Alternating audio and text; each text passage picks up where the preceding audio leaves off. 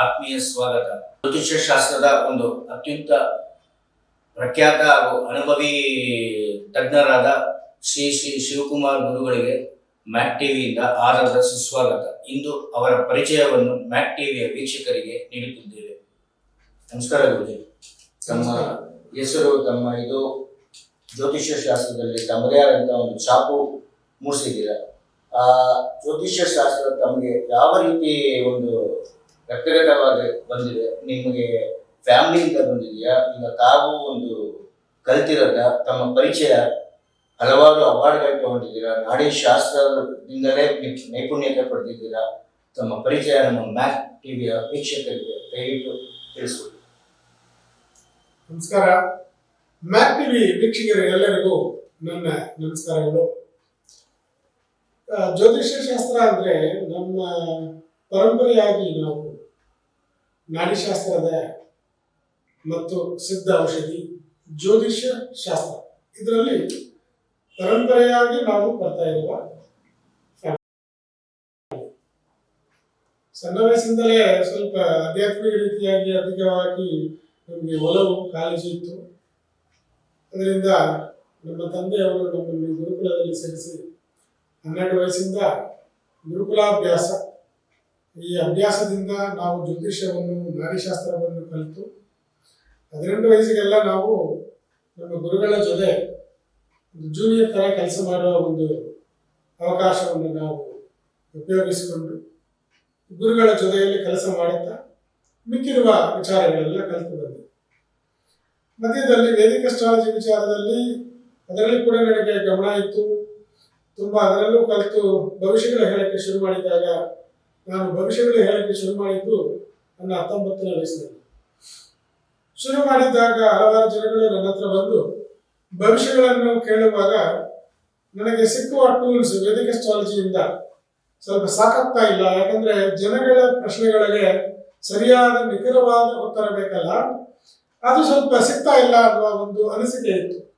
ಅದಕ್ಕೋಸ್ಕರ ಏನು ಮಾಡಿದೆ, ನಾನು 21-22 ವಯಸ್ಸಿನ ಕಾಲದಲ್ಲಿ ಇನ್ನೂ ಅತಿಯಾಗಿ ಜ್ಯೋತಿಷ್ಯದ ಅಂಗಗಳಾದ ನ್ಯೂಮರಾಲಜಿ, ಜಮಾಲಜಿ, ವಾಸ್ತು, ಆಮೇಲೆ ಜೊತೆಯಲ್ಲಿ ಡಿಪ್ಲೊಮೊ ಸಿದ್ಧ ಮೆಡಿಸಿನ್ಸ್ ಇವುಗಳೆಲ್ಲವೂ ಕೂಡ ಕಲಿತು ಪರಂಪರೆ ಪದ್ಧತಿ ಅದು ಬಿಟ್ಟು ಡಿಪ್ಲೊಮೊ ಸಿದ್ಧ ಮೆಡಿಸಿನ್ಸ್ ಮಾಡಿ ಆದ ನಂತರ ಅದು ನನಗೆ ಎಲ್ಲವನ್ನು ಒಟ್ಟಿಗೆ ಕೂಡಿಸಿ ಕಲಿತು ನಾನು ಬಂದಿರೋದ್ರಿಂದ ನನಗೆ ಏನಾಯಿತು, ಒಂದಿಗೆ ಒಂದು ಎಲ್ಲೋ ಒಂದು ಕಡೆ ಒಂದು ಲಿಂಕೇಜ್ ಸಿಗ್ತಾ ಇತ್ತು. ಸಿದ್ಧ ಔಷಧಿ ನೋಡಿದ್ರೆ ನಾವು ಅದಕ್ಕೆ ಮುಹೂರ್ತ ನೋಡಿ ಔಷಧಿ ತಯಾರು ಮಾಡ್ತೀವಿ. ಆಯುರ್ವೇದಿಕಲ್ಲಿ ನಾವು ಪ್ರತಿಯೊಂದು ಔಷಧಿಗಳು ಮಾಡುವಾಗ ಕೂಡ ಒಂದು ಒಳ್ಳೆಯ ಮುಹೂರ್ತವನ್ನು ನೋಡ್ತೀವಿ. ಆಮೇಲೆ ಇಂಥ ಸಮಯದಲ್ಲಿ ಹೋಗಿ ಈ ಔಷಧಿಯನ್ನು ನಾವು ತೆಗೆದುಕೊಂಡು ಬರಬೇಕು ಅನ್ನೋ ಒಂದು ಪದ್ಧತಿಗಳು ಆಯುರ್ವೇದಿಕ್ ಮತ್ತು ಸಿದ್ಧ ಔಷಧಿಗಳಲ್ಲಿ ಕಂಡು ಬಂತು. ಸೊ ಈ ಮುಹೂರ್ತಗಳು ಜ್ಯೋತಿಷ್ಯ ಶಾಸ್ತ್ರದಲ್ಲಿ ಬರ್ತಿತ್ತು. ಸೊ ಎರಡಕ್ಕೂ ಸಂಬಂಧ ಇದೆ ಅನ್ನೋದು ಗೊತ್ತಾಯ್ತಲ್ಲ. ಆಮೇಲೆ ವಾಸ್ತುಗೆ ಹೋದ್ರೆ ಅದಕ್ಕೂ ಮುಹೂರ್ತ ಬೇಕು, ಗ್ರಹಗಳ ಒಂದು ಹೊಂದಾಣಿಕೆ ಬೇಕು. ಸೊ ಇವುಗಳು ಕಂಡು ಬಂತು. ಈಗ ನ್ಯೂಮರಾಲಜಿಗೆ ಬಂದ್ರೆ 1ನೇ ನಂಬರ್ ಸೂರ್ಯನಿಗೆ, 8ನೇ ನಂಬರ್ ಶನಿ ಭಗವಾನಿಗೆ ಅನ್ನುವ ಒಂದು ಕಂಪ್ಯಾರಿಸನ್ ಅಸ್ಟ್ರಾಲಜಿನಲ್ಲಿ ಇಂಟಗ್ರೇಷನ್ ಇದೆ. ಅದನ್ನು ನಾವು ತಿಳಿದಿದ್ದೀವಿ. ಅವಾಗ ಪ್ರತಿಯೊಂದು ಶಾಸ್ತ್ರವು ಮತ್ತೊಂದು ಶಾಸ್ತ್ರದ ಜೊತೆಯಲ್ಲಿ ಒಂದು ಸಂಬಂಧವನ್ನು ಬೆಳೆಸಿಕೊಂಡಿದೆ ಅಲ್ವಾ? ಈಗ ಲಿಂಕೇಜ್ ವಿಚಾರದಲ್ಲಿ ನಾವು ನೋಡಿದಾಗ ಎಲ್ಲ ಶಾಸ್ತ್ರಗಳು ನೀವು ಒಂದು ಬ್ರಾಡ್ ಫೋಕಸ್ ಅಲ್ಲಿ ಒಂದು ಬೇಸಿಕ್ ಶಾಸ್ತ್ರದಿಂದ ಎಲ್ಲವೂ ಆಚೆ ಬಂದಿದೆ, ಶಾಖೆಗಳಾಗಿ ಆಚೆ ಬಂದಿದೆ. ಅವಾಗ ಒಂದು ಶಾಖೆಯನ್ನು ಮಾತ್ರ ನಾವು ಹಿಡಿದುಕೊಂಡು ಆ ಶಾಖೆಗೆ ಮಾತ್ರ ಒತ್ತು ಕೊಟ್ಟು ಅದರ ಪ್ರಕಾರ ನಾವು ಫಲಗಳನ್ನು ಹೇಳಿದರೆ ಅಷ್ಟೊಂದು ನಿಖರವಾಗಿ ಕಾಣಿಸ್ಕೊಳ್ಳಲ್ಲ.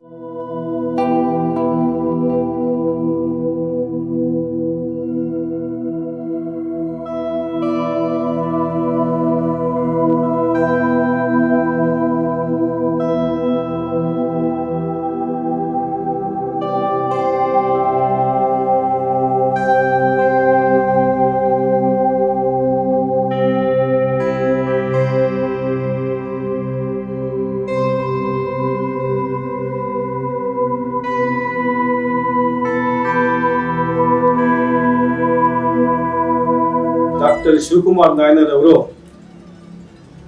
ಜ್ಯೋತಿಷ್ಯ ಶಾಸ್ತ್ರದಲ್ಲಿ ಅತ್ಯಂತ ಹೆಚ್ಚಿನ ಜ್ಞಾನವುಳ್ಳವರಾಗಿದ್ದು, ಅವರು ಪರಿಶ್ರಮದಿಂದ ಇಂಟಿಗ್ರೇಟೆಡ್ ಪಾಸಿಟಿವ್ ಅಸ್ಟ್ರಾಲಜಿ ಎಂಬ ಹೊಸ ಜ್ಯೋತಿಷ್ಯ ಶಾಸ್ತ್ರವನ್ನ ಕ್ರೋಢೀಕರಿಸಿ ಕಂಡುಹಿಡಿದಿದ್ದಾರೆ. ಈ IPA ನಲ್ಲಿ ಈ ಜಗತ್ತಿನಲ್ಲಿ ದೊರೆಯಬಹುದಾದ ಎಲ್ಲ ರೀತಿಯ ಜ್ಯೋತಿಷ್ಯ ಶಾಸ್ತ್ರವಾದಂತಹ ನ್ಯೂಮರಾಲಜಿ ಇರ್ಬೋದು, ಅಥವಾ ಜಿಮಾಲಜಿ ಇರ್ಬೋದು, ವಾಸ್ತುಶಾಸ್ತ್ರ ಇರ್ಬೋದು, ಎಲ್ಲ ಶಾಸ್ತ್ರಗಳಲ್ಲಿ ಬರ್ತಕ್ಕಂಥ ಒಳ್ಳೆಯ ವಿಚಾರಗಳನ್ನ ಕ್ರೋಢೀಕರಿಸಿ ಅದನ್ನು ಅವರು ಜನಗಳಿಗೆ ಮುಟ್ಟಿಸುವ ಪ್ರಯತ್ನ ಮಾಡಿರುವುದು ನಮ್ಮೆಲ್ಲರ ಒಂದು ಸುಕೃತ ಅಂತ ಹೇಳಬಹುದು. ಈ ಒಂದು ಶಾಸ್ತ್ರದಿಂದ ಮನುಷ್ಯನ ಗ್ರಹಗತಿಗಳನ್ನು ತಿಳಿದು ಅವರಿಗೆ ಸೂಕ್ತ ರೀತಿಯಲ್ಲಿ ಪಾಸಿಟಿವ್ ಆಗಿ ಪರಿಹಾರ ನೀಡಲು ಯಾವುದೇ ಶಾಸ್ತ್ರವು ಈ ಜಗತ್ತಿನಲ್ಲಿ ಇಲ್ಲ. ಇದುವರೆಗೂ ಯಾರು ಕಂಡುಹಿಡಿದಿಲ್ಲ. ಇಂತಹ ಒಂದು ಸಾಹಸವನ್ನು ಮಾಡಿ ಜನಗಳಿಗೆ ನೀಡುತ್ತಿರುವ ಈ IPA ಎಂಬ ಈ ಜ್ಯೋತಿಷ್ಯ ಶಾಸ್ತ್ರವನ್ನು ನಮ್ಮೆಲ್ಲರಿಗೂ ಒಂದು ವರದಾನವಾಗಿದೆ. ಇಂತಹ ಶಾಸ್ತ್ರದಿಂದ ಜನರು ಬೇರೆ ಬೇರೆ ರೀತಿಯಲ್ಲಿ ವಿಚಾರ ತಿಳಿದು ಮೋಸ ಹೋಗದೆ ಪಾಸಿಟಿವ್ ಆಗಿ ಅತ್ಯಂತ ಒಳ್ಳೆಯ ವಿಚಾರಗಳನ್ನು IPA ಮೂಲಕ ತಿಳಿದುಕೊಂಡು ತಮ್ಮ ಜೀವನದಲ್ಲಿ ಬರುವಂತಹ ಕಷ್ಟಗಳನ್ನ ಪರಿಹಾರ ಮಾಡಿಕೊಂಡು ಸುಖವಾಗಿ ಜೀವಿಸಲು ಇದೊಂದು ಬಹಳ ಸಹಕಾರಿಯಾಗಿದೆ. ಇಂಟಿಗ್ರೇಟೆಡ್ ಪಾಸಿಟಿವ್ ಅಸ್ಟ್ರಾಲಜಿಯಿಂದ ನಮಗೆ ಬೇಕಾದಂತಹ ಎಲ್ಲ ವಿಷಯಗಳನ್ನ ಒಂದೇ ವೇದಿಕೆ ಮೇಲೆ ತಿಳಿದುಕೊಂಡು ಅದೇ ರೀತಿ ನಾವು ನಡೆದುಕೊಂಡರೆ ನಮಗೆ ನಮ್ಮಲ್ಲಿ ಇರ್ತಕ್ಕಂಥ ಎಲ್ಲ ನೆಗೆಟಿವ್ ಎನರ್ಜೀಸ್ ತೆಗೆದುಹಾಕೋದಕ್ಕೆ ಇದೊಂದೇ ಪಾಸಿಟಿವ್ IPA ಅಂದ್ರೆ ಇಂಟಿಗ್ರೇಟೆಡ್ ಪಾಸಿಟಿವ್ ಅಸ್ಟ್ರಾಲಜಿ ಇದೊಂದರಿಂದಲೇ ಮಾತ್ರ ಸಾಧ್ಯ ಎಂದು ನಾನು ಘಂಟಾಘೋಷವಾಗಿ ಈ ಮೂಲಕ ತಮಗೆ ತಿಳಿಸಲು ನಾನು ಬಹಳ ಸಂತೋಷವಾಗ್ತಾ ಇದೆ. ಅಲ್ವಾ? ನಾನು ಬರೀ ನ್ಯೂಮರಾಲಜಿ ಹೇಳ್ತೀನಿ ಅಂತ ಹೇಳ್ಬಿಟ್ಟು ಹೋಗಿ ಬರೀ ನಂಬರ್ ಎಲ್ಲ ಬದಲಾಯಿಸ್ಕೊಂಡು ಹೆಸರು ಚೇಂಜ್ ಮಾಡಿಸ್ಕೊಂಡು ಕೂತ್ಕೊಂಡ್ರೆ 100% ಸಕ್ಸಸ್ ಸಿಗುತ್ತಾ ಅಂದ್ರೆ ಇಲ್ಲ. ಅದು ನಾವು ಅನುಭವದಲ್ಲಿ ನೋಡಿದೀವಿ. ನನ್ನ ಕ್ಲೈಂಟ್ಗಳೆಲ್ಲ ತುಂಬಾ ಜನಗಳು ಬಂದು ಬೇರೆ ಬೇರೆ ರೀತಿಯಾದ ಪ್ರಶ್ನೆಗಳೆಲ್ಲ ಕೇಳುವಾಗ ಅದಕ್ಕೆಲ್ಲ ಉತ್ತರ ನಾನು ಕೊಡಬೇಕು. ಅವರ ಜೀವನದಲ್ಲಿ ಏನಾದರೂ ಒಂದು ಉಪಕಾರಗಳನ್ನು ಮಾಡಬೇಕಲ್ವಾ? ಯಾಕಂದ್ರೆ ಅಸ್ಟ್ರಾಲಜರ್ ಅಂದ್ರೆ ಸೋಷಿಯಲ್ ರೆಸ್ಪಾನ್ಸಿಬಿಲಿಟಿ ಜಾಸ್ತಿ ಅಲ್ವಾ? ಅಸ್ಟ್ರಾಲಜಿ ಓದಬೇಕು ಅಂತಂದ್ರೇನೆ ನಮ್ಮ ಗುರುಗಳೆಲ್ಲ ಆಯ್ಕೆ ಮಾಡೋರು, ಆಮೇಲೆ ತುಂಬಾ ಕಂಡೀಷನ್ ಹಾಕಿ ನಮ್ಗೆ ಹೇಳ್ಕೊಡೋರು. ಸೊ ಹಾಗೆ ಸೋಷಿಯಲ್ ರೆಸ್ಪಾನ್ಸಿಬಿಲಿಟಿ ತುಂಬಾ ಅತಿಯಾಗಿರುವ ಒಂದು ಶಾಖೆ ಜ್ಯೋತಿಷ್ಯ ಶಾಸ್ತ್ರ. ಒಬ್ಬ ಜ್ಯೋತಿಷಿಗೆ ಬಹಳಷ್ಟು ಶಿಸ್ತು ಮತ್ತು ಒಳ್ಳೆ ಒಂದು ನೇಚರ್ಗೆ ಸ್ಪಂದಿಸಿಕೊಳ್ಳುವ ಒಂದು ಭಾವನೆ ಬೇಕು. ಹಾಗಿದ್ರೆ ನೇಚರಲ್ ಆಗಿರ್ತಕ್ಕಂಥ ಈ ದೊಡ್ಡದಾಗಿರ್ತಕ್ಕಂಥ ಯೂನಿವರ್ಸ್, ಈ ಬ್ರಹ್ಮಾಂಡ ನಮ್ಮ ಜೊತೆಯಲ್ಲಿ ಮಾತಾಡುತ್ತೆ. ಹಾಗಾಗಿ ನಾವು ಅದಕ್ಕೆ ಸ್ಪಂದಿಸಿಕೊಳ್ಳುವ ಒಂದು ತನವನ್ನು ಬೆಳೆಸ್ಕೋಬೇಕು ಅನ್ನುವ ಒಂದು ಕಟ್ಟುನಿಟ್ಟು ನಿಯಮಗಳಲ್ಲಿ ನಾನು ಬೆಳೆದಿರೋದ್ರಿಂದ ಇದೆಲ್ಲ ಸ್ವಲ್ಪ ಈಸಿಯಾಗಿ ಬಂತು. ಬೆಂಗಳೂರಿಗೆ ನಾನು ಬಂದ ಮೇಲೆ ನನಗೆ ಇಲ್ಲಿ ಈ ಭಾಷೆಯನ್ನು ಕಲಿತು ಆಮೇಲೆ ಇನ್ನೂ ಹಲವಾರು ಶಾಖೆಗಳನ್ನು ಕಲಿತು ಇಂಟಗ್ರೇಟ್ ಮಾಡಬೇಕೆನ್ನುವ ಒಂದು ಹುಮ್ಮಸ್ಸಿತ್ತು. ಅದಕ್ಕೋಸ್ಕರ ನನಗೆ ಒಂದು ಸಂತೋಷವನ್ನು ಕೊಡಬೇಕಾಗಿರುವ ಒಂದು ಆನ್ಸರ್ ಬೇಕಲ್ಲ, ನಿಖರವಾಗಿ ಆನ್ಸರ್ ಬೇಕು. ನನಗೆ ಒಂದು ಪ್ರಶ್ನೆ ಇದ್ರೆ ನಾನು ಎಷ್ಟು ರೀತಿಯಾಗಿ ಅದನ್ನು ಕಂಡು ಹಿಡಿದು ನಾನು ತಿಳಿದುಕೊಳ್ಳಬೇಕು ಅನ್ನೋ ಒಂದು ಇಂಟ್ರೆಸ್ಟ್ ಇರುತ್ತೋ ಅಂತ ಒಂದು ಇಂಟ್ರೆಸ್ಟ್ ಅನ್ನು ಜನಗಳಿಗೆ ಕೊಡುವ ಒಂದು ಸರಿಯಾದ ಉತ್ತರವನ್ನು ಕೊಡಬೇಕು. ಅದು ಸೈಂಟಿಫಿಕ್ ಆಗಿ ಕೂಡ ಇರಬೇಕು, ಲಾಜಿಕಲ್ ಆಗಿ ಕೂಡ ಇರಬೇಕು, ಮತ್ತು ಅದು ನಿಜವಾಗಿರ್ಬೇಕು ಅಲ್ವಾ? ಸೈಂಟಿಫಿಕ್ ಬೇಕು, ಲಾಜಿಕ್ ಬೇಕು, ಅದರಲ್ಲಿ ನಿಜ ಬೇಕು. ಕೆಲವೊಂದು ಮೂಢನಂಬಿಕೆಗಳಾಗಿರ್ತಕ್ಕಂಥ ವಿಚಾರಗಳು ಜ್ಯೋತಿಷ್ಯದಲ್ಲಿ ತುಂಬಿದೆ. ಅವುಗಳನ್ನು ನಾವು ಕಳೆದು ಸರಿಯಾದ ವಿಚಾರಗಳನ್ನು ಕೊಡಬೇಕನ್ನುವ ಒಂದು ನಿಟ್ಟಿನಲ್ಲಿ ನನಗೆ ಸಿಕ್ಕಿರುವ ಎಲ್ಲರೂ ಬಹಳಷ್ಟು ಸಹಕಾರ ಮಾಡಿದರು. ಹಾಗಾಗಿ ಹಲವಾರು ಹೊಸ ಒಂದು ಆಯಾಮಗಳನ್ನು ನಾವು ಸೃಷ್ಟಿ ಮಾಡಿ ಅದರ ಪ್ರಕಾರ ಈಗ ಮಕ್ಕಳಿಗೆ ಅಂದ್ರೆ ಮಕ್ಕಳ ಜ್ಯೋತಿಷ್ಯ. ಒಂದು ಪ್ರಶ್ನೆ, ಈಗ ಜ್ಯೋತಿಷ್ಯದಲ್ಲಿ ಹಲವಾರು ವಿಧಾನ ಇದೆ. ಪರಾಶರ ಇರ್ಬೋದು, ಜೈಮಿನಿ ಇರ್ಬೋದು, ನಾಡಿ ಇರ್ಬೋದು. ಒಂದೊಂದರಲ್ಲಿ ಒಂದೊಂದ್ ತರ ಕೆಲವರು ಉತ್ತರಗಳನ್ನು ಕೊಡ್ತಾರೆ. ಅದರಲ್ಲಿ ತಾವು ಚೈಲ್ಡ್ ಸೈಕಾಲಜಿಗೆ ಪೇಟೆಂಟ್ ಮಾಡಿ ಸ್ಪೆಷಲಿಸ್ಟ್ ಅಂತ ಗೊತ್ತಾಯಿತು. ಆ ಮಕ್ಕಳ ಬಗ್ಗೆನೇ ಈಗ ಬೇಕಿರೋದು. ಈ ಕೊರೋನಾ ಪೀರಿಯಡ್ ಇಂದ ಎಜುಕೇಶನ್ ಬಾಲ್ಯ ಎಲ್ಲ ಕಳ್ಕೊಂತ ಇದ್ದಾರೆ ಮಕ್ಕಳು. ಅದಕ್ಕೋಸ್ಕರ ಅದ್ರ ಬಗ್ಗೆ ಏನಾದ್ರು ನೀವು ಸ್ಪೆಷಲೈಸೇಷನ್ ಮಾಡಿ, ಈ ಎಕ್ಸಾಮಿನೇಷನ್ ಟೈಮಲ್ಲಿ ಮಕ್ಕಳು ಕೆಲವರು ಓದೋದೇ ಇಲ್ಲ, ಆದ್ರೆ ಅವರು ರ್ಯಾಂಕ್ ಬರ್ತಾರೆ. ಕೆಲವು ಮಕ್ಕಳು ಓದ್ತಾರೆ, ಎಕ್ಸಾಮ್ ಅಲ್ಲಿ ಬರೆಯಲ್ಲ. ಈ ತರದ ಪ್ರಾಬ್ಲಮ್ಸ್ ಎಲ್ಲ ಇದೆ ಪೇರೆಂಟ್ಸ್ಗೆ. ಇದ್ರ ಬಗ್ಗೆ ಮಕ್ಕಳಿಗೆ ನೀವು ಇವತ್ತು ನಮ್ಮ ಚಾನೆಲ್ ಪರವಾಗಿ ತಿಳಿಸಿದ್ರೆ ಅವ್ರಿಗೂ ಉಪಯೋಗ ಆಗುತ್ತೆ. ಮಕ್ಕಳ ವಿಚಾರದಲ್ಲಿ ಒಂದು ಮಗುವಿಗೆ ಇರುವ ಗುಣಗಳು ಬೇಸಿಕ್ ಆಗಿ ತಗೋತೀವಿ. ಈಗ ನೀವು ಮಗುವಾಗಿನೇ ಎಷ್ಟು ದೊಡ್ಡವರಾಗಿ ನಿಮಗೆ ಕೆಲವು ವಿಚಾರಗಳು ಇಷ್ಟ ಆಗುತ್ತೆ, ಕೆಲವು ವಿಚಾರ ಇಷ್ಟ ಆಗಲ್ಲ. ಹೇಗೆ ನೋಡಿ, ನೀವು ಹುಟ್ಟಿರುವ ಸಮಯದಲ್ಲಿ ಹುಟ್ಟು ಅನ್ನೋದೇ ಒಂದು ಸೈಂಟಿಫಿಕ್ ಈವೆಂಟ್. ಅದರಲ್ಲಿ ತುಂಬಾ ಸೈನ್ಸ್ ಇದೆ, ಲಾಜಿಕ್ ಇದೆ. ನಾವು ಎರ್ತ್, ಈ ಭೂಮಿಯ ಒಂದು ಸರ್ಫೇಸ್ ಮೇಲೆ ನಾವು ಹುಟ್ಟುತ್ತೀವಿ. ಭೂಮಿಗೆ ಒಂದು ಗುಣ ಉಂಟು, ಆಕರ್ಷಣ ಶಕ್ತಿ, ಭೂ ಆಕರ್ಷಣ ಶಕ್ತಿ, ಗ್ರಾವಿಟೇಷನ್ ಫೋರ್ಸ್ ಅನ್ನೋದು. ಈ ಗ್ರಾವಿಟೇಷನ್ ಫೋರ್ಸ್ ಅಲ್ಲಿಂದ ಭೂಮಿಯ ಸರ್ಫೇಸ್ ಅಲ್ಲಿರುವ ಯಾವುದೇ ಒಂದು ಶಕ್ತಿಗಳಿದ್ದರೂ ಕೂಡ ಅದನ್ನು ಎಳೆದುಕೊಂಡು ತಿರುಗುತ್ತಾ ಇದೆ ಅಲ್ವಾ? ಅದನ್ನು ಯಾರು ನಾನು ಒಪ್ಪಲ್ಲ ಅಂತ ಹೇಳಂಗಿಲ್ಲ.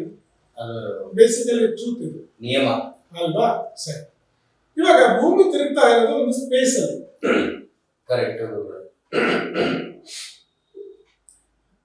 ಸ್ಪೇಸ್ ಅಂದಾಗ ಈ ಬ್ರಹ್ಮಾಂಡ, ಯೂನಿವರ್ಸ್ ನಾವು ಅದಕ್ಕೆ ಸ್ಪೇಸ್ ಅಂತ ಹೇಳ್ತೀವಿ. ಅದರಲ್ಲಿ ಇರೋದು ಎರಡೇ ಶಕ್ತಿಗಳು, ಒಂದು ಲೈಟ್, ಇನ್ನೊಂದು ಸೌಂಡ್. ಎರಡೇ ಶಕ್ತಿಗಳು ತುಂಬಿದೆ ಈ ಸ್ಪೇಸ್ ನಲ್ಲಿ. ಎಲ್ಲಿ ಲೈಟ್ ಇಲ್ವೋ ಅದು ಕತ್ತಲೆ ಅಂತ ಹೇಳ್ತೀವಿ. ಸ್ಪೇಸ್ ಅಲ್ಲಿರುವ ಲೈಟ್ ಅಂಡ್ ಸೌಂಡ್, ಈ ಎರಡು ಶಕ್ತಿಗಳು. ಅದರಲ್ಲಿ ಲೈಟ್ ಅಲ್ಲೂ ಪಾಸಿಟಿವ್, ನೆಗೆಟಿವ್, ನ್ಯೂಟ್ರಲ್ ಇದೆ. ಸೌಂಡ್ ಅಲ್ಲೂ ಪಾಸಿಟಿವ್, ನೆಗೆಟಿವ್, ನ್ಯೂಟ್ರಲ್ ಇದೆ. ಈ ಸ್ಪೇಸ್ ಅಂತ ಹೇಳ್ತೀಯಲ್ವಾ, ನಿಮ್ಗೆ ಚೆನ್ನಾಗಿ ಗೊತ್ತಿದೆ, ನೀವು ಕೂಡ ಅಸ್ಟ್ರಾಲಜಿ ಟೀಚರು. ಈಗ ತಿಥಿ ಅಂದ್ರೆ ದೂರ ತಾನೆ, ಡಿಸ್ಟೆನ್ಸ್ ತಾನೆ ಅಲ್ವಾ? ಸಣ್ಣಗೂ ಮುಳುಗಿರುವ ಡಿಸ್ಟೆನ್ಸ್. ಅವಾಗ ಅದನ್ನು ನಾವು ಸ್ಪೇಸ್ ಅಂತೀವಿ. ಈ ಸ್ಪೇಸು ಭೂಮಿಗೆ ನಮ್ಮ ಜೀವನವನ್ನು ಇನ್ಫ್ಲೂಯೆನ್ಸ್ ಮಾಡುವ ಒಂದು ಸ್ಪೇಸ್ಗೆ ಒಂದು 16 ಗುಣಗಳಿದೆ ಅಂತ ತಿಳ್ಕೊಂಡು ಅದಕ್ಕೆ ತಿಥಿಗಳಂತ ಹೆಸರಿಟ್ಟಿದ್ದಾರಲ್ಲ.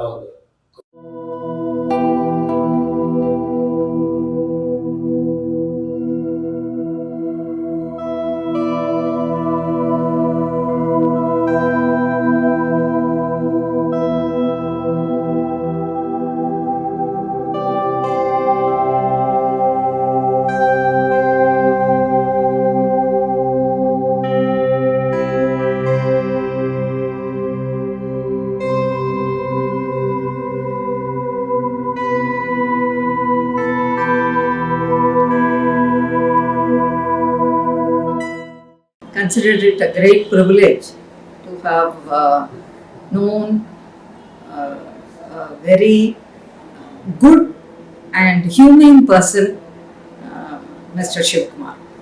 I have now interacted with him for almost 10 years, and his knowledge and his solution to the various problems have been great, as well as very problem solving, which approach is something I think I will always cherish. He has been a great support in all the problems that I have faced, and probably his knowledge can be imparted to many people if he gives lectures all around. ಅಲ್ವಾ? So ಕೆಲವು ತಿಥಿಗಳು negative ಇದೆ, ಅಷ್ಟಮಿ ಅಲ್ವಾ? Positive ಇರೋದು ಅಕ್ಷಯ ತೃತೀಯ, ವಿಜಯದಶಮಿ ಎಲ್ಲ positive ಇದೆಯಲ್ಲ. ಪ್ರಥಮೆ ಇದೆಲ್ಲ neutral. So ಹೀಗಾಗಿ ಇವಾಗ ನೀವೆಲ್ಲ ಚೆನ್ನಾಗಿ ಗೊತ್ತಾಗುತ್ತೆ, ಆ ಸ್ಪೇಸ್ ಅಲ್ಲಿ ಇರುವ ಶಕ್ತಿಗಳಲ್ಲೂ ಗುಣಗಳು ಪಾಸಿಟಿವ್, ನೆಗೆಟಿವ್, ನ್ಯೂಟ್ರಲ್ ಇದೆ. ಲೈಟ್ ಅಲ್ಲೂ ಅದಿದೆ. ಲೈಟ್ ಅಂದ್ರೆ ಯಾವುದು ಅಂದ್ರೆ ಲೈಟ್ ಕೊಡೋದು ನಕ್ಷತ್ರ, ಲುಮಿನಸಿಟಿ ಇದೆ. ಶಬ್ದ ಕೊಡೋದು ಯಾವುದು? ಗ್ರಹಗಳು. ಯಾಕಂದ್ರೆ ದೇ ಆರ್ ವೈಬ್ರೆಂಟ್. ಗ್ರಹಗಳಿಗೆ ವೈಬ್ರೇಷನ್ ಇರೋದ್ರಿಂದ ಗ್ರಹಗಳು ಶಬ್ದಗಳನ್ನು ಉಂಟು ಮಾಡುತ್ತದೆ. ಅದರಲ್ಲಿ ಪಾಸಿಟಿವ್ ಶಬ್ದಗಳು ಕೊಡೋದು ಗುರು, ಸೂರ್ಯ, ಶುಕ್ರ. ಶನಿ ಎಲ್ಲ ನೆಗೆಟಿವ್. ಶನಿ, ರಾಹು, ಕುಜ, ಕೇತು ನೆಗೆಟಿವ್ ವೈಬ್ರೇಷನ್ಸ್. ಅದಕ್ಕೆ ಅವುಗಳನ್ನು ಪಾಪಗ್ರಹ ಅಂತ ನಮ್ಮ ಶಾಸ್ತ್ರದಲ್ಲಿ ವೇದಿಕ್ ವಿಚಾರದಲ್ಲಿ ಹೇಳಿದ್ದಾರೆ. ಸರಿ, ನ್ಯೂಟ್ರಲ್ ಆಗಿ ಒಂದು 2 ಗ್ರಹಗಳು ಉಂಟು, ಬುಧ ಮತ್ತು ಚಂದ್ರ ಅಲ್ವಾ? ಹೌದು. ಇವಾಗ ಇಲ್ಲೂ ಪಾಸಿಟಿವ್ ನೆಗೆಟಿವ್ ನ್ಯೂಟ್ರಲ್ ಇದೆ, ಅಲ್ಲೂ ಪಾಸಿಟಿವ್ ನೆಗೆಟಿವ್ ನ್ಯೂಟ್ರಲ್ ಇದೆ, ಸ್ಪೇಸ್ ಅಲ್ಲೂ ಇದೆ. ಇವಾಗ ನೋಡಿ, ಕಣ್ಮುಚ್ಕೊಂಡ್ರೆ ನಿಮ್ಗೆ ಈಸಿಯಾಗಿ ಗೊತ್ತಾಗುತ್ತೆ. ಸೊ ಪಾಸಿಟಿವ್, ನೆಗೆಟಿವ್, ನ್ಯೂಟ್ರಲ್ ಅನ್ನುವ 3 ರೀತಿಯಾದ ಶಕ್ತಿಗಳು, 3 ರೀತಿಯಾದ ತಲಗಳು ಸಮೇತ ಈ ಯೂನಿವರ್ಸ್ ಅಲ್ಲಿ ಇದೆ ಅನ್ನೋದು ಅದು ಸತ್ಯ ಅಲ್ವಾ? ಈಗ ಭೂಮಿಗೆ ಭೂ ಆಕರ್ಷಣ ಶಕ್ತಿಯಿಂದ ಈ ಶಕ್ತಿಗಳನ್ನು ಒಳಗಡೆ ಎಳೆದುಕೊಂಡು ತಿರುಗುತ್ತಾ ಇದೆ.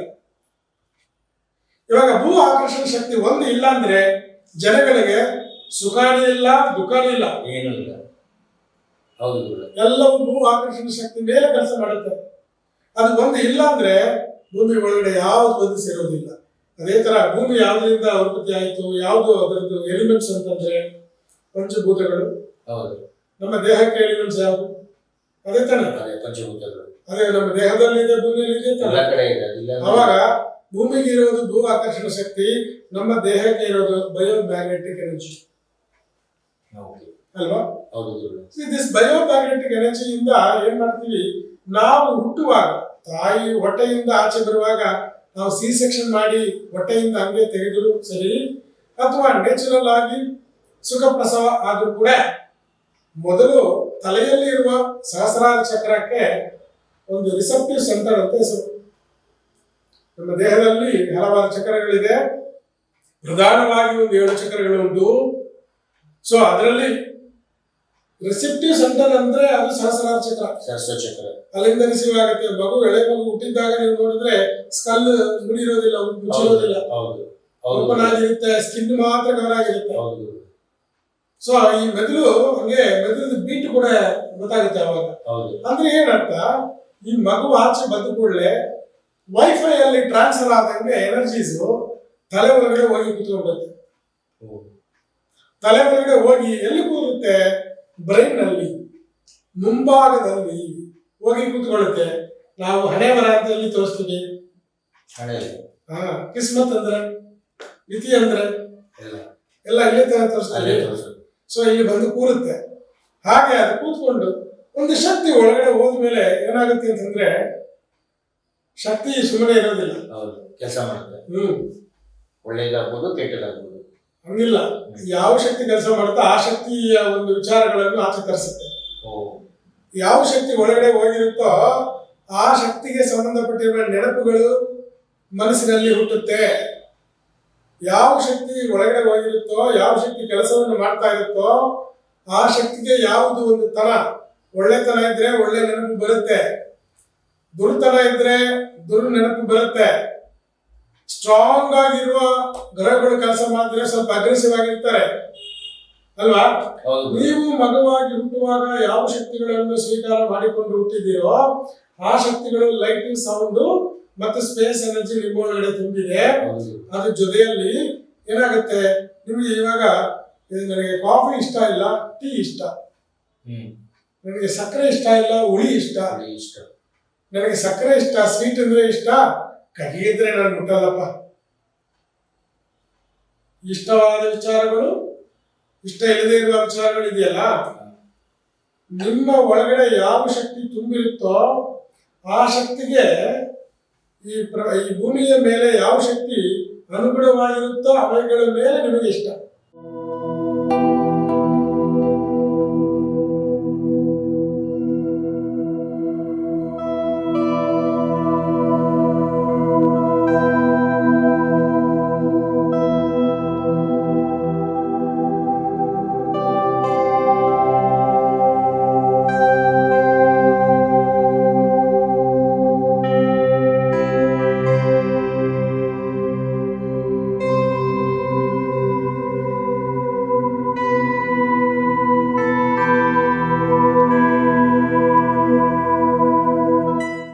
My experience with Mr. Shiv Kumar has been very good.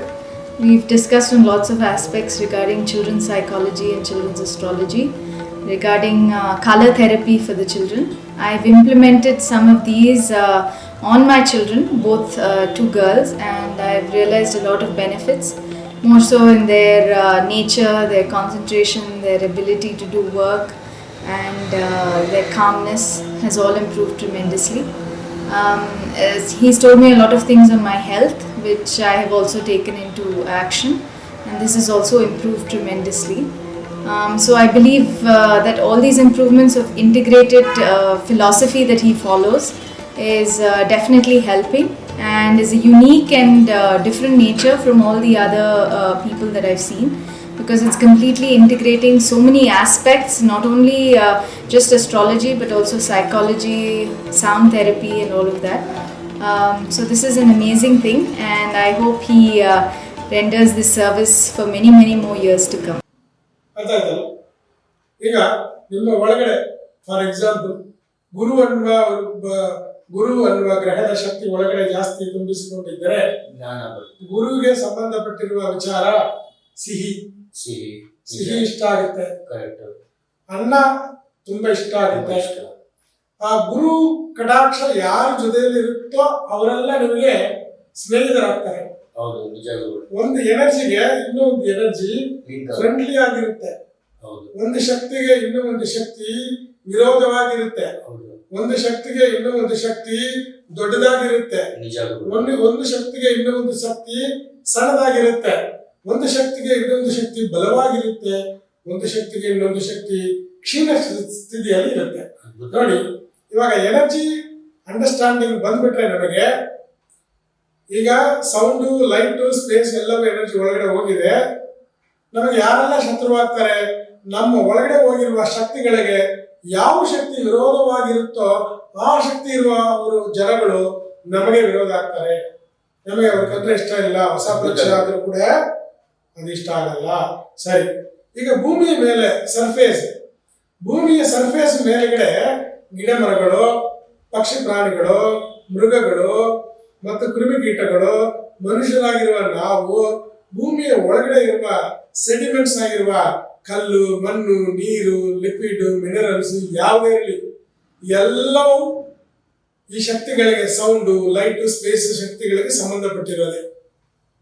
ಯಾಕಂದ್ರೆ ಗ್ರೈಂಡರ್ ಅಲ್ಲಿ ನೀವು ಮಾವು ಇಟ್ಟು ರುಬ್ತಾ ಇದ್ದಾಗ ಎಲ್ಲ ಪುಡಿ ಆಗುತ್ತೆ. ಇಲ್ಲ, ಒಂದು ಬೆರಳಿಡಿ, ಆ ಲೈನ್ ಸುತ್ತಿ ಬರುತ್ತೆ. ಹೌದು ಹೌದು ಅಲ್ವಾ? ಹೌದು. ಅದೇ ತರ ಭೂಮಿ ಒಳಗಡೆ ಈ ಭೂಆಕರ್ಷಣ ಶಕ್ತಿಯಿಂದ ಈ ಶಕ್ತಿ ಒಳಗಡೆ ಇಳಿದಿರೋದ್ರಿಂದ ಭೂಮಿ ಒಳಗಡೆ ಕ್ರಾಸ್ ಸೆಕ್ಷನ್ ನೋಡಿದ್ರೆ ಲೇಯರ್ ಆಗಿ ಫಾರ್ಮೇಶನ್ ಇರುತ್ತೆ. ಖಂಡಿತ. ಇದು ಎನರ್ಜಿ ಪ್ರಭಾವ. ಇಲ್ಲಾಂದ್ರೆ ಸುಮ್ಮನೆ ಹೆಂಗೆ ಇರ್ಬೋದಿತ್ತಲ್ಲ. ಯಾಕೆ ಲೇಯರ್ ಆಗಿದೆ ಅಂದ್ರೆ ಎನರ್ಜಿ ಪ್ರಭಾವ.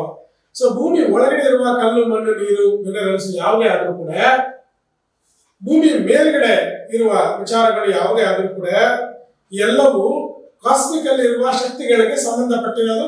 ಆ ಶಕ್ತಿಗಳಿಂದ ಉತ್ಪತ್ತಿ ಆಗಿರೋದು.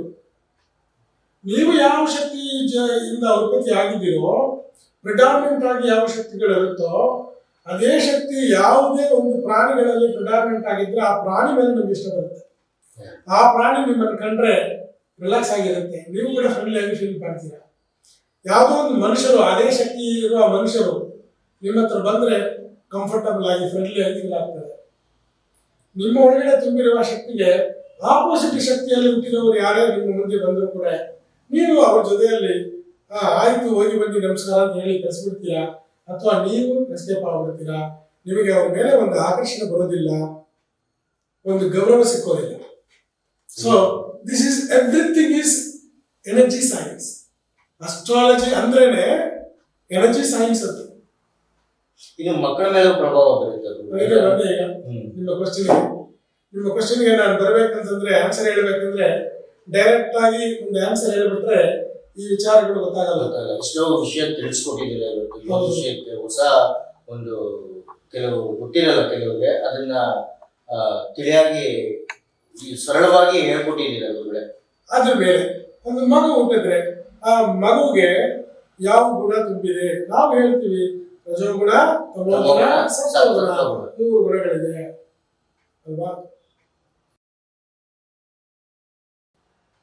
ಸೊ ಈ ಯಾವುದು ಗುಣಗಳು ಇರುವ ಗ್ರಹಗಳ ಒಂದು ಪರಿಣಾಮ ಅತಿಯಾಗಿ ಡಾಮಿನೇಟೆಡ್ ಆಗಿ ಆ ಮಗು ತಗೊಂಡಿರ್ತೋ ಆ ಮಗುವಿಗೆ ಆ ಗುಣ ತುಂಬಿರುತ್ತೆ ಅನ್ನೋದು ಅಂಡರ್ಸ್ಟ್ಯಾಂಡಿಂಗ್. ಸೊ ಈ ಮಕ್ಕಳಲ್ಲಿ ಸಣ್ಣ ಮಕ್ಕಳಾಗಿ ಇರುವಾಗ ಏನೋ ಒಂದು ತೊಂದರೆ, ಭಯ ಇದೆ ಅಂತ ತಿಳ್ಕೊಳ್ಳಿ, ಆರೋಗ್ಯನ್ಸ್ ಇದೆ ಅಂತ ತಿಳ್ಕೊಳ್ಳಿ, ಹಠ ಇದೆ ಅಂತ ತಿಳ್ಕೊಳ್ಳಿ, ಅದನ್ನು ಪ್ರಾಕ್ಟೀಸ್ ಅಲ್ಲಿ ಸರಿ ಮಾಡಬಹುದು ಅನ್ನುವ ಒಂದು ವಿಚಾರ. That is also science. ನಾವು ಗ್ರಹಗಳಲ್ಲಿ ಏನಿರುತ್ತೋ ಅದ್ರದ್ದು ಪ್ರಭಾವ ಏನೋ ಅನ್ನೋದು ಜೆನೆಟಿಕ್ಸ್. ಖಂಡಿತ ಖಂಡಿತ. ಅದನ್ನು ಪ್ರಾಕ್ಟೀಸ್ ಇಂದ ಸರಿ ಮಾಡಿಸಬಹುದು ಅನ್ನೋದು ಎಪಿಜೆನೆಟಿಕ್ಸ್ ಅಂತ ಹೇಳಿ. ಸೊ ಆ ಪ್ರಾಕ್ಟೀಸ್ ಅನ್ನು ನಾವು ಪದ್ಧತಿಗಳಾಗಿ ನಾವು ಗೌರವಿಸ್ಕೊಂಡು ಬರ್ತಾ ಇರೋದು ಈ ತನಕ. ಇದು ಇರೋದು ನಮ್ಮ ಹಿಂದೂ ಸಂಸ್ಕಾರದಲ್ಲಿ ಮಾತ್ರ, ಬೇರೆ ಇಲ್ಲ. ಈ ಜೆನೆಟಿಕ್ಸ್ ಮತ್ತು ಎಪಿಜೆನೆಟಿಕ್ಸ್ ಅನ್ನು ಪಾಲಿಸಿಕೊಂಡು ಹೋಗುವ, ಜೆನೆಟಿಕ್ಸ್ ಅಲ್ಲಿ ಬೆಲೆ ಕೊಟ್ಟು ಎಪಿಜೆನೆಟಿಕ್ಸ್ ಅನ್ನು ಪ್ರೊಜೆಕ್ಟ್ ಮಾಡಿ ಮಕ್ಕಳಿಗೆ, ಜನಗಳಿಗೆ ಒಳ್ಳೆ ವಿಚಾರಗಳನ್ನು ಕೊಡಿಸುವ ಒಂದು ಪರಿಹಾರಗಳು, ವಿಚಾರಗಳೆಲ್ಲ ಇರುವುದು ನಮ್ಮ ಹಿಂದೂ ಪದ್ಧತಿಯಲ್ಲಿ ಮಾತ್ರವೇ.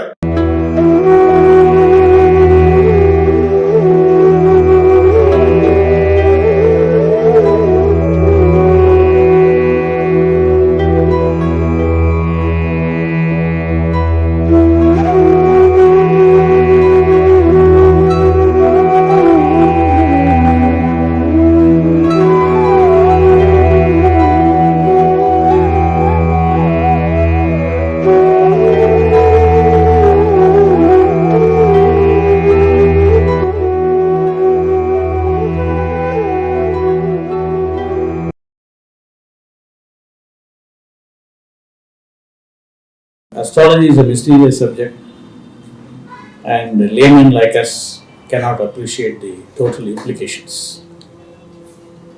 But I have a very dear and extremely intelligent friend, is a Shivakumar. We call him a Shivakumar Nadi in recognition of his knowledge in Nadi Shastra. But he is a whole person in the sense that he knows almost every subject, and he has admirably integrated the various schools of thought. It is extremely difficult to find such a person. I have moved with many persons in this country and the rest of the world, but Shivakumar is an astonishingly new type of approach to various problems. The other thing, it is not a theoretical person. Results have been achieved. In my own experience, many things have happened, and I think the only thing is he must extend his knowledge to all parts of the world, and I wish him all success. ಆದರೆ ಇದನ್ನು ಪೂರ್ಣವಾಗಿ ಅರ್ಥ ಮಾಡಿಕೊಳ್ಳದೆ ಏನೇನೋ ಪರಿಹಾರಗಳು ಅನ್ನುವ ಒಂದು ವಿಚಾರದಲ್ಲಿ ಬೇರೆ ತರಹ ಏನೇನೆಲ್ಲ ಆಗ್ಬಿಟ್ಟಿದೆ ಈಗ. ಅದಕ್ಕೋಸ್ಕರ ಇದರಲ್ಲಿ ಕ್ಲಾರಿಟಿ ಬೇಕು. ನೀವು ಮತ್ತು ನಾವು ಮಾತಾಡೋಣ. ಈ ಸೈನ್ಸ್, ಎನರ್ಜಿ ಸೈನ್ಸ್, ಅಸ್ಟ್ರಾಲಜಿ ಅಂದ್ರೆ ಆಸ್ಟ್ರಲ್ ಲಾಜಿಕ್, ಆಸ್ಟ್ರಲ್ ಅಲ್ಲಿ ಇರುವ ವಿಚಾರಗಳು, ಆ ಲಾಜಿಕ್ಸ್ ಯಾವ ತರ ನಮ್ಮ ದೇಹದ ಮೇಲೆ, ನಮ್ಮ ಮನಸ್ಸಿನಲ್ಲಿ, ಸೈಕಾಲಜಿಕಲಿ, ಇಂಟೆಲೆಕ್ಚುಯಲಿ ದೇಹದ ಮೇಲೆ ಪರಿಣಾಮ ಬೀರುತ್ತೆ. ಅದನ್ನು ನಾವು ಮಾತಾಡ್ತಾ ಹೋದ್ರೆ ನೀವೆಲ್ಲರಿಗೂ ಈ ಅಸ್ಟ್ರಾಲಜಿ ಬಗ್ಗೆ ಇರುವ ಏನೋ ಒಂದು ಕಲ್ಪನೆ ಹೊಟ್ಟೋಗಿ ನಿಜವಾಗ್ಲೂ ಇದು ಎನರ್ಜಿ ಸೈನ್ಸ್ ಅನ್ನೋ ಒಂದು ಭಾವನೆ ನಿಮಗೆ ಹುಟ್ಟುತ್ತೆ. ಯಾಕಂದ್ರೆ ನಾವೆಲ್ಲವೂ ಮಾತಾಡೋದು ಲಾಜಿಕ್ಸ್, ಸೈನ್ಸು ವಿಚಾರಗಳು, ನಮ್ಮ ಅಸ್ಟ್ರಾಲಜಿನಲ್ಲಿ ಎಷ್ಟಿದೆ ಅಂತ ಇದೆ ಅನ್ನೋದನ್ನು ನಾವು ಮಾತಾಡ್ತೀವಿ. ಅವಾಗ ನೀವು ಕಂಟಿನ್ಯೂಸ್ ಆಗಿ ಮ್ಯಾಕ್ ಟಿವಿಯನ್ನು ನೀವು ನೋಡ್ತಾ ಇರಿ. ಕಂಟಿನ್ಯೂಸ್ ಆಗಿ ಎಲ್ಲ ಪ್ರೋಗ್ರಾಮಲ್ಲೂ ನೀವು ನೋಡಿ ನಿಮ್ಮ ಕಮೆಂಟ್ಗಳನ್ನು ಕೊಡಿ. ನಾವು ಈ ವಿಚಾರಗಳೆಲ್ಲ ಕಂಟಿನ್ಯೂಸ್ ಆಗಿ ನಿಮ್ಮ ಜೊತೆಯಲ್ಲಿ ಹಂಚಿಕೊಳ್ತೀವಿ. ಶುಭವಾಗಿ. ನಮಸ್ಕಾರ ಗುರುಗಳೇ. ಅದ್ಭುತವಾಗಿ ಒಂದು ಜ್ಯೋತಿಷ್ಯ ಶಾಸ್ತ್ರದಲ್ಲಿ ಮಕ್ಕಳ ಒಂದು ಇದನ್ನ ಸರಳವಾಗಿ ಹೇಳ್ಕೊಟ್ರಿ. ಇದು ಒಂದು ಕಿರುಪರಿಚಯ ಅಂತಾನೆ ಹೇಳ್ಬೋದು. ತಮ್ಮ ಪ್ರತಿಭೆ ಹಾಗೂ ಅದರ ವಿಷಯಕ್ಕೆ ಸಂಬಂಧಪಟ್ಟಿದ್ದು.